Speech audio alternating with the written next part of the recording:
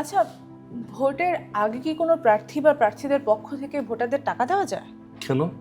না মানে সোশ্যাল মিডিয়ায় এরকম ভোটারদের টাকা দেওয়ার ভিডিও ছড়িয়ে পড়েছে, এটা নিয়ে বেশ সমালোচনাও হচ্ছে।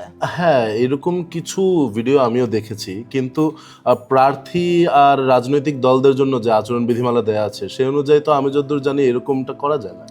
আচ্ছা দাঁড়া, প্রজ্ঞাপনটা একটু বের করি।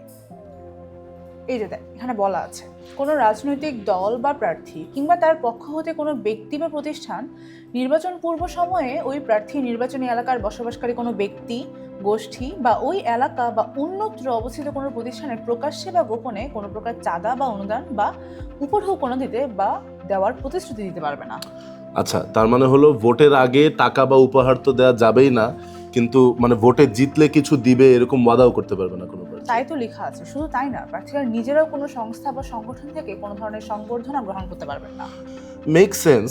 আর ইলেকশন কমিশন থেকেও তো মানে নির্বাচনী ব্যয়ের একটা লিমিট দেওয়া আছে। হ্যাঁ, বলা আছে যে কোনো প্রার্থী ভোটার প্রতি 10 টাকা পর্যন্ত খরচ করতে পারবেন।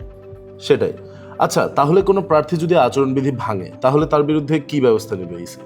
আচ্ছা, এই জন্য নির্বাচন commission basically electoral inquiry and adjudication committee বা বিচারিক কমিটি যেটাকে বলা হয়ে থাকে সেটা গঠন করেছে। মানে নির্বাচনের তফসিল ঘোষণার পর থেকে ফল ঘোষণার গ্যাজেট প্রকাশ হওয়া পর্যন্ত যে কোনো ধরনের নির্বাচনী অপরাধের সংক্ষিপ্ত বিচার করতে পারবে এই কমিটি। আর 300 আসনে 300 বিচারক এই দায়িত্ব পালন করবে। আচ্ছা, আর শুধু তাই না, এই কমিটির অনুসন্ধানের পর প্রতিবেদনে যদি নির্বাচনে অনিয়মের প্রমাণ দিতে পারে তাহলে কিন্তু তার উপর ভিত্তি করে ইসি পুরো নির্বাচনের ফলাফলই আটকে দিতে পারবে।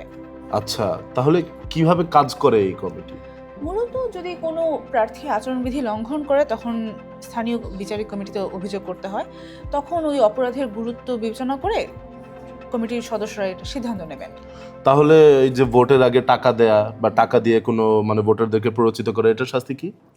ভোটে ঘুষ আদান প্রদান কিংবা প্রতিদ্বন্দ্বী প্রার্থীর চরিত্র নিয়ে মিথ্যা বিবৃতি দেওয়া, অবৈধভাবে প্রভাব খাটানো কিংবা মানে ভোটে যে কোনো ধরনের প্রতিবন্ধকতা সৃষ্টি সহ যে মানে নির্বাচনী অপরাধগুলো রয়েছে সেগুলোর জন্য 2 থেকে 7 বছরের কারাদণ্ড ও জরিমানার বিধান রয়েছে। মানে এটার জন্য তাহলে আগে অভিযোগ করা লাগবে, তাই তো? মানে অভিযোগ করলেই তো তারা দেখবে, বাট কমিটি যদি নিজেও কোনো ধরনের অপরাধ দেখে তখনও ব্যবস্থা নিতে পারবে।